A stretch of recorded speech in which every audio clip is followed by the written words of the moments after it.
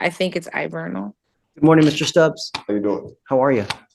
Thank you, sir. Is it Ivernal, Invernal? It's Ivernal. Ivernal. That's an interesting name. Thanks. Interesting. It's Great. different. All right, so Mr. Stubbs, it looks like you are wanted out of Alabama for, The possession of marijuana first degree felony. wow. Because of the amount. It didn't Is say, it a capital weed case? I don't know how much it is, Judge. Yeah. So it looks like you're wanted. First-degree marijuana possession sounds huge, but penalties vary by state. Here the judge is testing if it's just weed or a real public safety risk. So tell me, if someone misses court because of a clerical error, should they still be punished? For a first-degree possession of marijuana case. What would you like, Ms. Oko? So, Judge, we would like for a bond to be set for him to get out. Of course, I know on this particular case, he has made the one court date that has actually been set according to his bonds lady, and this would have been the second one, but due to issues happening with the court itself, there is a change of staffing at the jail, according to the bonds lady. And so they had issues with court resets, and they sent out wrong court dates, and people just didn't make those court dates because they never got it. And that's why Mr. Stubbs is here today. He is more than capable of going to his court date in Alabama, taking care of this warrant, and he does hope to get his bond renewed in Alabama because this was a mistake on their end. So he just wants a low bond so that he can pay it, take care of Alabama, and then come on back to his family here in Houston. Do you have a lawyer in Alabama?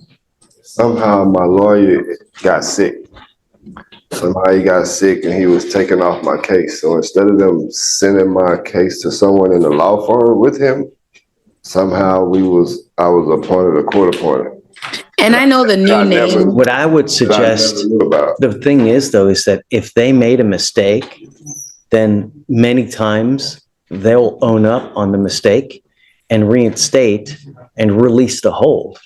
That's what the lawyer was trying to get the hold released, him and the bondsman. They've been working together to try and get it released. So what I would do is you'd use, I mean, because now here, I don't know if I'm going to give you a bond, Mr. Stubbs. I got to tell you that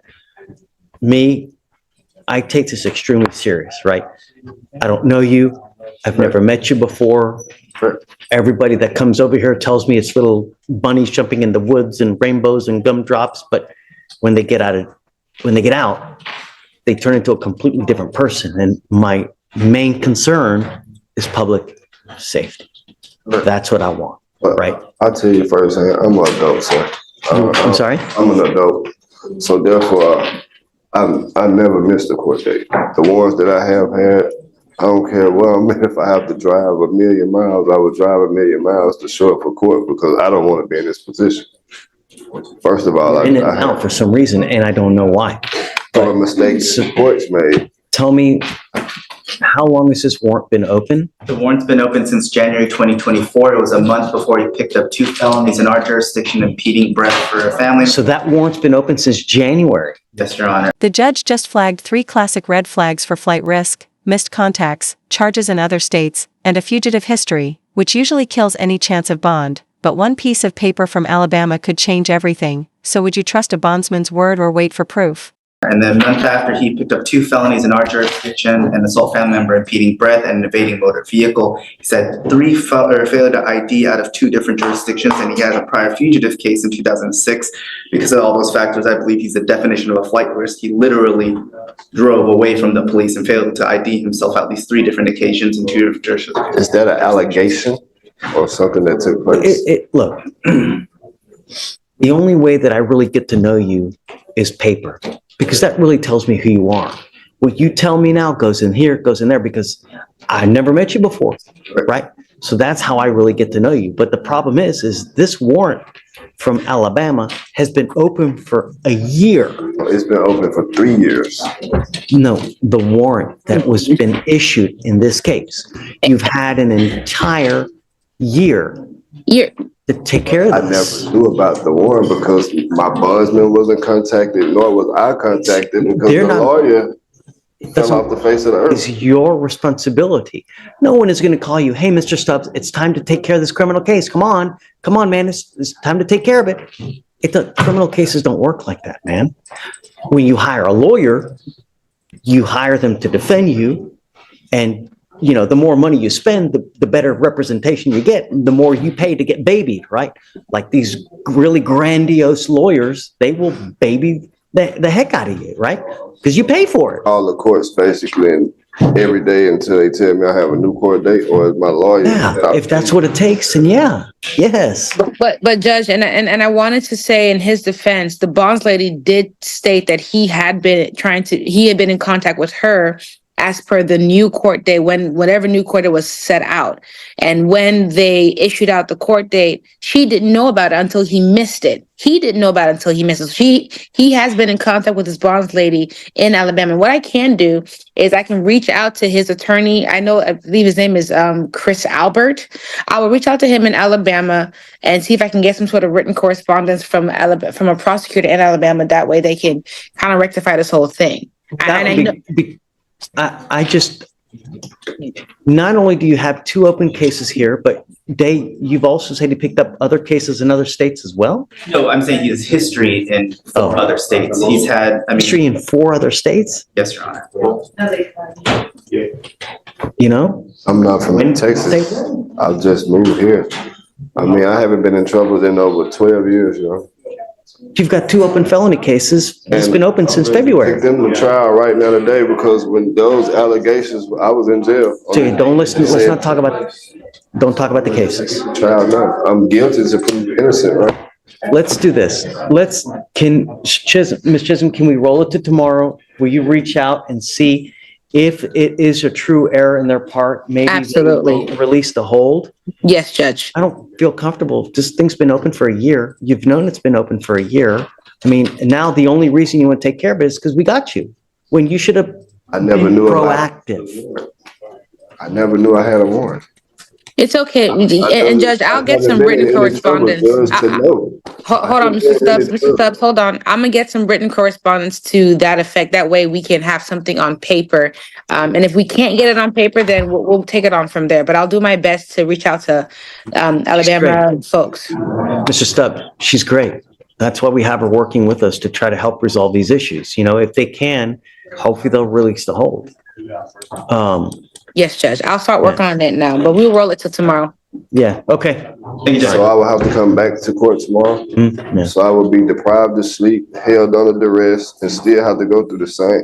I haven't eaten since Wednesday. You haven't eaten since Wednesday? Don't eat meat. They only bring you bologna sandwiches. I'm tired of going through it, Judge. I don't do anything I don't know wrong. if they have vegetarian. I haven't been in any trouble. They have vegan stuff in jail. When you peanut butter and jelly, they don't. They only give you that on the dorm. And if I'm here at court, how am I going to eat? I work at jail. They have vegan meals. But if I'm in court, how do I get a hot So chocolate? let's see, you can have someone give you commissary. Johnny's. You have commissary? I can't go to commissary. I haven't been to commissary yet. I've been here a week. Oh, you just got arrested. I just got arrested I just got here last Wednesday. I was extradited from Dallas County to here. Oh, so you weren't even here in Dallas. I You weren't wasn't even here, so I did 10 days. They actually had dropped the warrant. Somehow I have a fugitive charge with a new case number that's not even the case number in Alabama. That actually makes sense because we wouldn't have filed ours unless he made bond and we had no other interstate. So that makes sense. And I tell you, it's going to continue to happen Yeah. eternally until you get back over there. I think my lawyer died, so that I heard. I have a paid lawyer. I feel that my case should have went to. If you got a paid lawyer and they drop the ball, then you need to go file a complaint with the state bar. I just found this out. Mr. Stubbs, we're gonna try and take care of it on our end, okay?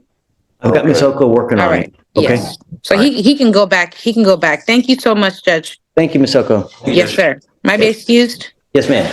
Thank you, Judge. Best. This is a shame, Cabrera. It's unfortunate that you have not you've one violation after the other. At some point, it's going to catch up to you, and it's going to be at the worst possible time. Something is going to be going on in your life. Something's going to happen. Criminal cases usually tend to pop up and people catch them at the worst possible time. Shh. This is going to go on your record. It's going to be there for the rest of your life. And I want you to understand, if you're ever in a car, you get pulled over and you have any kind of funky smell, they're going to see this. What do you think they're going to do to you? Arrest. Right. Even if you've had a sip of alcohol, a toke, even the slightest, I wouldn't ever get in a car because you're begging for trouble. From now on, what we're doing today, you're facing now a minimum of 30 days in jail. If you're not smart enough to consider how to get home on a night of drinking, I will treat you like a child. I will put you over my knee like a child, and I will spank you like a little child, but I will do it with a ton of jail time. Do you understand? Sir. It's not hard. Every day, someone dies from a DWI in our county. Every single day. It's a shame. And it's so preventable. One button, $30, wherever you want to go in the city, don't matter where you want to go. Use it. You're charged with driving while intoxicated. You're facing up to 6 months in jail and or a $2,000 fine. You guys have worked out an agreement. They're offering you 3 days in jail, credit for the 8 days that you've done. You're giving up the right to a trial, right to compel witnesses to testify on your behalf, confront and cross-examine your accusers. If you're not a citizen, there are possible immigration consequences. You can be deported, excluded from the country, denied naturalization under federal law. You give up the right to appeal once you accept this agreement. There's no turning back. You can't change this. Do you understand? Sir. Here's the thing. You have to be punished somehow. Because I want you to understand that we mean business. And I don't think that there's any bigger way to punish someone than to hit them where it really hurts. Sure. Number one is jail. Number two, the pocketbook. You will be required to pay the fines and fees in this case. And if you don't, every $100 that you owe, you will sit in jail. Vic and I cannot possibly let you go the way that you have comported and the way that you've acted yourself these last 6 months or however long that you and I have been dancing. It's unacceptable. Sir. And I want you to understand that we mean business. And if you don't pay it, you're going to owe somewhere like $3,500 right now. Sir. And if you don't, $100 in jail, you will sit for 1 day for every $100. Yes, sir. You understand? Yes, sir.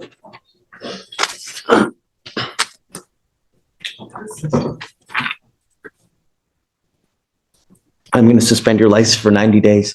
That is the minimum. Do not drive until you get a license. Otherwise, you're going to be right back over here. A suspended license case is a Class B, just like a DWI. Don't drive. The worst possible thing you can do is drive. Mr. Reyes. Yes, Your Honor. I want you to thank your lawyer, because I'm going to tell you now, any other person, they would have dropped you like a bad habit. But he has been nice enough to stay with you this entire time, no matter how many times he's had to put up with your behavior, not to mention, who knows if you even got any money for this case, you know? So you're lucky that you have him Sir. even here with you. How do you plead to the offense? Guilty or not guilty? I'll find you guilty. I'll send you the agreement. Good luck, Mr. Cabrera. Thank you, Your Honor. Thank you, sir. So I'll roll the court cost, but I want him to pay the DPS fine, $3,000. Yeah. Listen, I'm giving you a lot of time to pay, but don't stop, because if you do, you will be doing a lot of time in jail. And this isn't the one where you just bond out and you get, no, 100 for every day in jail. I'm going to waive the court costs, but you're going to be doing the other one. You understand? Yes, sir. All right, man. Good luck. Thanks, Judge. Got to get through to him somehow, Mr. Reyes. You're right. 90 days. You don't need to say a word. Morning, Mr. Bayo. You speak English, right? Yes. Okay. Shh. All right, Mr. Bayo, you're charged initially as of, it looks like November 7th, you picked up an assault of a family member. I see now that you've picked up a new case. As of November 30th, you've picked up a violation of a bond condition or protective order. I don't know which it is. All I know is that you picked up a violation case. You're facing now another year in jail and or a $4,000 fine. I haven't done probable cause, so we're going to do that. You have the right to remain silent. Anything you say can or will be used against you. You have the right to have an attorney present if you cannot afford one. Sir. Officers were dispatched to a residence in Harris County, Texas in response to a disturbance. The complainant stated that he was locked out of his residence by his ex-wife's new boyfriend. Complainant went to the residence because his ex-wife had called them and stated that she was going to work. When the complainant asked who would be watching their children, the ex-wife said a friend. Complainant then heard defendant's voice in the background and went over to the apartment. Complaining witness is the same complainant. You said he heard whose voice? The complainant heard the defendant's voice in the background. I think that the complainant believed that the defendant would be watching his and his ex-wife's children, and that's why he went over to the apartment. Complainant is the same complainant from a pending AFM, and the apartment address where the defendant was staying is listed on a signed order of protection. How bad of an assault were we talking in the original case? What happened is I think it was a Punch, punching slap. in the face with a closed fist. once, twice, thrice? 2 to 3 times, it looks like, Judge. Okay. And I can give some excellent background on that I think they're also still working through. On the assault case, we issued a protective order, I would imagine. Yes, and I've got a copy of that, Judge, if you need And to see. did we order him not to have contact with this person? Yes, but that's not the basis of the new charge. And so if we delve into the state's filed information, which is also the basis of the allegation he violated, well, imagine you're hearing both kind of in conjunction, the new charge PC, but also considering the questions of bail with respect to the first charge as well. Of course. What's been alleged in the new information is that Mr. Bio went to the residence of the CW, Mr. McWilliams.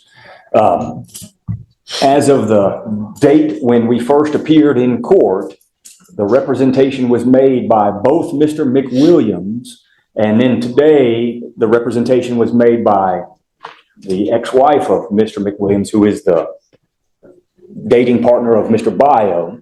So he is dating this gentleman's ex-wife. But she has confirmed to both of us that McWilliams has moved out of that residence as of the date of the first alleged assault. And McWilliams has told them that.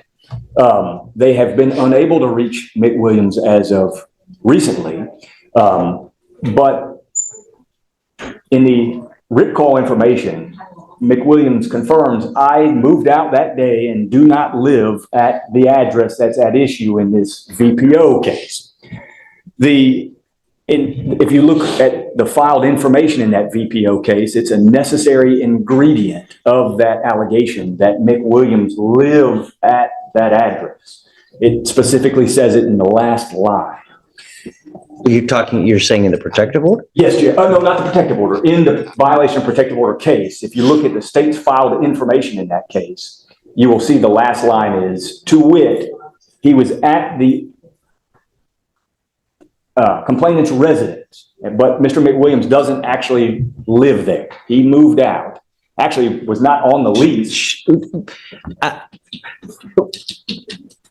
He's still not supposed to have contact with this person. He's not. He didn't have contact with him. What happens is he's at a place that is not McWilliams' address, and then McWilliams, angry that he's there, still wanting to control his ex-wife, comes over there and busts the windows. And so that is What's the window of his ex-wife's house where Mr. Bio. What's the ex-wife's name? Shannon. Okay, so. And we both spoke to Shannon a few minutes ago. And Shannon has how many kids with Mr. Bio? Or do they have kids or no? So whose kids are they? McWilliams? McWilliams and Shannon's children. Okay. I think there's 2. And so what's alleged in the newly filed charging document is that Mr. Bio went to the residence of McWilliams, which there's no PC to believe that. He did not go to the residence of McWilliams. He went to Shannon's residence. McWilliams does not live there, stopped living there, and the state can't meet the information. And so there's no PC on, my argument, Judge, is that there's no PC that the state or the officer. So in our case, in the assault case, the protective order says that he's not supposed to go to this Spring Cypress, the apartment in Spring Cypress, right? Well, contemplating that that's McWilliams' address. Is that his address? Yes or no? That is no longer his address, Judge. Okay. When that was filed, I imagine that was the original apartment, but on the Because a lot of day, times they never updated. They just put the original apartment where it happened at, and they always assume that it's this, just, so that's no longer the address. Mr. McWilliams moved out of that address on the day of the incident, and he told me he moved out. I believe that Shannon is the only name on the lease. for the violation case, where is he alleged to have gone to? He went to the address that's listed in the original MOA. So he went to the Spring. Spring Cypress. Right. That's right. Okay. But what he's saying is that this person no longer lives there. Well, that's what McWilliams told the state. And that's what Shannon has told both the state and myself. And that is what our full understanding is. Now, I know that address is listed in the protective order, but what's contemplated by the protective order is don't go to a place where McWilliams lives. And McWilliams is not living at the Spring Cypress. The problem is that we also have this address there because he could always go back. Well, He may not live there. Maybe he lives there partially. Maybe he comes and goes. but what So told us was he was he is kicked out. also as a preventative measure so that we don't want you to actually or accidentally bump into this person. And that's why we have this there, is that he did live there at one time. Perhaps he may go back. He left an article of clothing. He left pizza there, or whatever it may be. Well, what's really happening is he wants to go back and continue harassing his ex-wife. And that is what Shannon has represented, I think, to both of them. I wasn't privy to their phone call. Certainly what was represented to me. And What do you want? well, I want no PC to be found on the violation of protective order charge because an element of that offense that's been alleged is that Mr. Bio went to the residence of McWilliams. This is the turning point as the judge warns that taking a plea means losing trial rights, appeals, and even facing immigration fallout. So the big question is, would you gamble on a risky trial or take the certainty of a plea deal? McWilliams does not live there. It's not his residence. So there's no PC to believe that that element is met. What do you think? Judge, I don't know, on this matter, I gotta think, it's expressed in the order. In the order is that address was PC, but the actual location. I will say, Judge, in the charging instrument, the defendant it does say, he's not allowed to intentionally or knowingly go to a place specifically described in the order. The address in the order, that's where he was staying. But in terms of The address in the order, who was staying? the defendant was staying at the address in the order. In this In the protective original order? MOAB, Spring Cypress. Okay. The defendant was staying there. But I will say in terms of PC, I'm going to defer to the court on this matter. May I just read that little blurb of the information that I think is important for the court to hear? May I take a cheat and steal y'all's computer? Go ahead. So, Do we still have a problem with him trying to communicate, though? no, he didn't want to have any communication. This gentleman comes over to the place and starts busting the windows. I will say the complainant came to the place where the defendant was staying. Like, he initiated the contact in the situation. And what's alleged is, and it's the last clause, maybe two clauses, it says a place specifically described in the order, to wit, the residence of a protected individual, namely Mark, and it should say McWilliams, but it says Mark Williams. So it's in order to meet this charging document, it would have to be that gentleman's residence, and he does not reside there, as by his own representation to the state. And so I'd ask that, and I know it's a very unique situation. How do we go forward, though? If I find no PC, how do we go forward? No. Well, goes back out on bond while we prepare our defense to the initial charge of assault, which I think they've seen quite a bit by way of background about Mr. McWilliams. How do we know that this isn't going to happen again? Well, I will say, I'm not sure where Mr. Byer will be staying if he were to get out on bond, but the witness, Shannon, she is no longer living in her apartment as of tomorrow. So that address will no longer, it won't even belong to any of them as of tomorrow. Do we do a no contact with both? I don't, we would do no contact with the witness, with Shannon. But I would ask no contact with Mr. McWilliams. and You are now in a relationship with Shannon, right? that's right, Judge. Just yes. But yes, So I've instructed him, just let me answer for him, Judge. But he is in a relationship with Shannon. That's right. And he moved here from Hawaii to be with Shannon, and the ex-husband takes issue with it. And the ex-husband has a very violent history with Shannon. And so long-term, we think there'll be issues with case one even. But I understand that that's not really we're not there yet. I think the question is what to do if he is out. I do think, obviously, no contact whatsoever in any form, shape at all with Mr. McWilliams is appropriate, and that is what existed. Unfortunately, the state can't even reach McWilliams because he doesn't have a phone number that is even good. have you run an NCIC check on this McWilliams guy? We can see his in-county criminal history, but I can run a new check on him. Do you see? I mean, And I don't want to be Pretty incorrect, expensive. but I think he's got violent history with Shannon, but maybe Judge, when you get to be my age, it's hard to remember all the details, but I think I recall that, but maybe I'm mistaken. I don't want to represent something inaccurate. you have inherited a dangerous situation. And Mr. Bio, you need to be very careful. You know, if you are in a relationship with someone and they have another person that's in their life that's like this, you could be the bearer of bad times.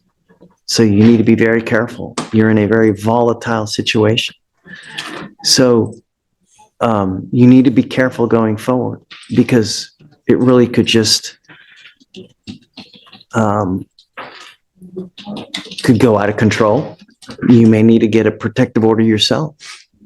You know, it's very possible that you may need to get a protective order. So just be careful. You're in good hands. You ever have any issues, just reach out to Brian. We can always help you out as well. I'll find no PC on the violation of a protective order, but just be careful because there are a lot of vindictive people in this life that will they'll try to make your life a living hell. And you being on bond in this case, they can do that. They can say, hey man, he's doing this to me. He's threatening me. He's doing that. And if an officer doesn't know any better and they come up and they see that have this open assault, they may never take your word. They may never even speak to you. They'll just put you in county. So you gotta be careful. You know, you're in good hands. We'll help you out for as much as we can. Okay? Okay, so I'll find OPC on the, And I think, Judge, on the violation case. And I'm not gonna revoke your bond on the original assault case, Mr. Bio, but you gotta be careful, man, you know? and Judge, I think you should also have him give his updated address to pretrial would be appropriate as well. Okay. And I think that's probably somehow make a notation in everywhere so that we know where Shannon lives. You don't have an address for, McWilliams, so I don't know how we're going to handle Well, that. I think the protective order does say any address where McWilliams does reside. So whether or not, I guess that'd be a notice question, but we know not to go anywhere where he lives. I think the issue is whether this other person's going to now be, Yeah. You understand all that? Do you have any questions? Just be careful. Life's too short to live either in a 6x9 box or be 6 feet under because you got other people that have just be careful. All right. Thank you, Judge. Good luck. Good luck, Mr. Bio.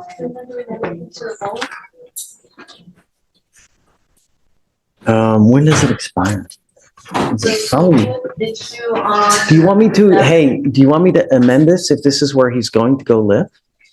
Well, I think he's moving out tomorrow. Well, she's moving out tomorrow. Yes, Judge, she's being evicted. I know, but Well, yes. Smoke tells him that he goes there tonight. to this place. You're telling me that he lives there, right?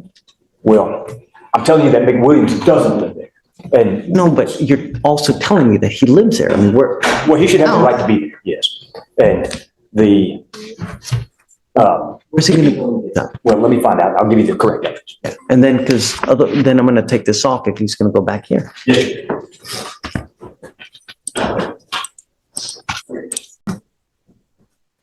Mr. Williams, you're charged with failure to stop and give information. You're facing up to 6 months in jail and or a $2,000 fine.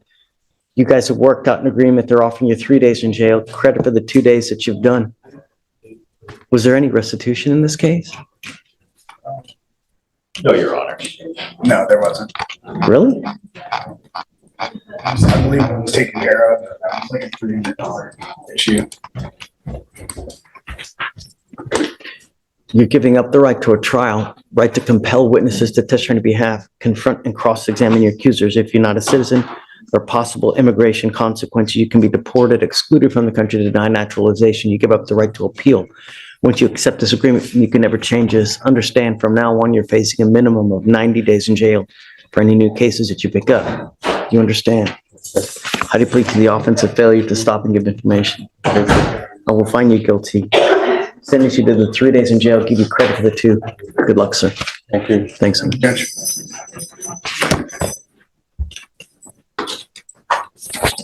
Good morning, sir. You're Trevor Flores. Yes, sir. Mr. Flores, you're charged with unlawful carrying of a weapon. You're facing up to a year in jail and or a $4,000 fine. We're going to do probable cause. You have the right to remain silent. Anything you say can or will be used against you. You have the right to have an attorney present. If you cannot afford one, one will be appointed to you, sir. Yes, Judge. Okay. Officers initiated a traffic stop after observing the defendant cross several lanes while failing to signal and almost causing a collision. Upon contact, the officers observed an odor of marijuana. The officers asked the defendant to step out of the vehicle and asked whether the defendant had the marijuana inside. The defendant admitted he did have marijuana inside as well as a firearm. During the search of the vehicle, the officers found a handgun in plain view on the driver's side floorboard, not in holster. And the officers also located 13 grams of marijuana under the passenger seat. Got it. All right, Mr. Flores, I'm going to find that there's probable cause to go forward with your case. Do you have a valid Texas driver license? Do you not? I have a SR22 in place. My license was suspended. Okay, you're not allowed to drive. Do you understand? Yes, sir. If I find that you drive, I will have a contempt hearing. It's possible you face another 6 months in jail. I'm going to have you sign an affidavit with me today, promising you that you're not going to drive. Do you have liability insurance in your name? Car insurance? Yes, sir. I don't want you driving until you have a Texas driver license. You need to call DPS, figure out what to do to get your license. I'm going to give you the phone number now, but it's time for you to get your license back. And when you show me that you have your license and that you have car insurance, I will happily allow you to drive. But until that point, do not drive. Am I not allowed with the SR22? No, I don't know what's going on with your license. I don't know if you've ever had a license. What's going on? Alex, can you run it, please? On the license? Please. Yes, Your Honor.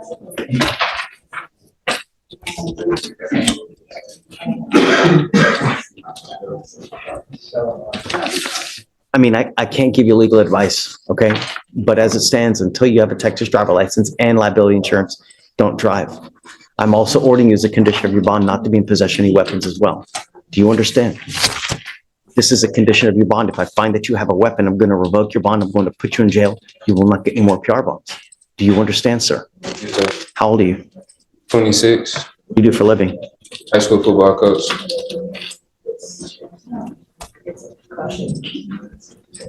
And I see it is not eligible, and it says it's a mandatory suspension due to driving with license invalid as well as an SR suspension. Okay, so you even have an SR suspension. You can't drive at all. So this is now a bond condition. If I find that you drive, I'm telling you, HE double hockey sticks to pay. You understand?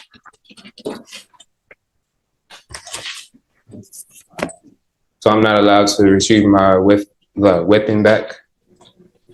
I'm ordering you now, while this case is open, not to have any weapons. Yes, sir. Okay? Here, Stephen, do you mind giving this to me, please? This is the number to the driver's license division to DPS. You need to call them in the morning to figure out what you need to do to get your license back. Don't call them at 9. Don't call them at 8.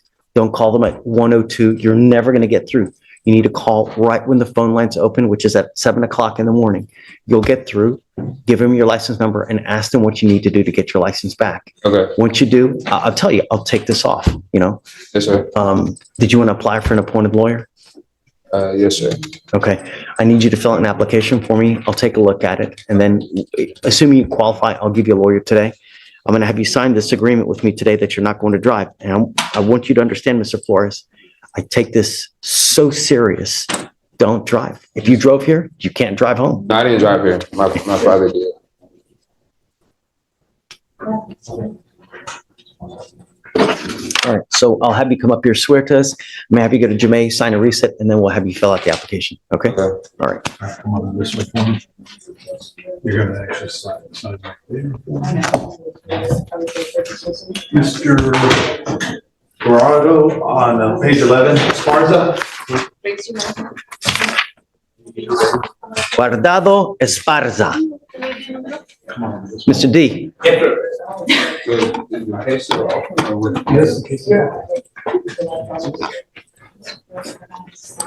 Yes, sir, Your Honor. It's my understanding, I've spoken with the probation officer that Mr. Guardado was supposed to have enrolled in a T, to take a T-RAS. I don't know if he. Okay. So I know where you wanted to go with this. I'm gonna send him right now. Yeah, we're gonna send you now for a TRAS. I'm ordering you, Mr. Guardado, don't drive. If you don't have a Texas driver license and liability insurance, can you run his license, please? I'm also ordering you not to consume alcohol or illegal drugs, and I'm gonna put a monitor on your ankle so I know that you're not consuming. If I find that you're consuming, your bond, it's gonna go. Do you understand? Yes, sir. Do not consume alcohol from any source. I don't care what it is.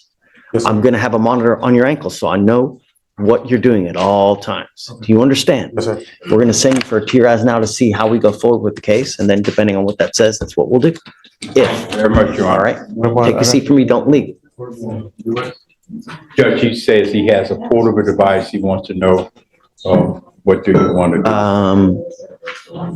Felicia, he has a portable device and it's operational? Where is it? It's over there? Okay. As long as it's operational, I'm cool. I believe he was under probation, no? Yeah, but now he's on bond for this case, so I'll pay for it now. You shouldn't have a portable from us. Right. But I can, Can you, does he have it? He's got to have it with you, I guess. Is it operational? Okay. Is it operational now? Yes. Okay. All right. Just hang tight. We'll send you for a TRAS here momentarily. Don't leave. You have to come back. Yes, sir. Okay. Thank you, Your Honor. All right, you ready for the next one? I'll bring Ms. Guidry on page 11 also. Ms. Guidry? Judge, would you? I'm sorry. It's okay. Did you have conditions on him on this? He's on bond for this case. So no driving, no drinking, random urinalysis, and just link up with the device so that we know if he has any violations, please. Thank you. You are Rebecca Ann Guidry. Good morning, Ms. Guidry. Ma'am, you're charged with theft by check. You're facing up to 6 months in jail and or a $2,000 fine. We're going to do probable cause. You have the right to remain silent. Anything you say can or will be used against you. You have the right to have an attorney present. If you cannot afford one, one will be appointed to you, ma'am. Yes, Judge. Okay. The defendant issued a check to HEB on April 16, 2023 in the amount of $400.54 as payment for numerous items. The bank returned the check marked insufficient funds, and complainant provided a copy of the demand letter sent to the defendant, which was not responded to. The demand letter was sent via first-class mail with the affidavit of service attached. Okay, she has a prior one as well. Is this one from HEB as well? Let me see, Your Honor. All right, ma'am, I'm going to find that there's probable cause to go forward with the case. Tell me, what do you do for a living? I work as a substitute front desk clerk at a high school in the Texas. Okay, can you afford a lawyer, ma'am? All right, I'll have you fill out an application. I'm sorry? Don't worry, ma'am, just Check the account. stop, please don't. I mean, I've got a bunch of DAs here and I don't want you to say something, okay?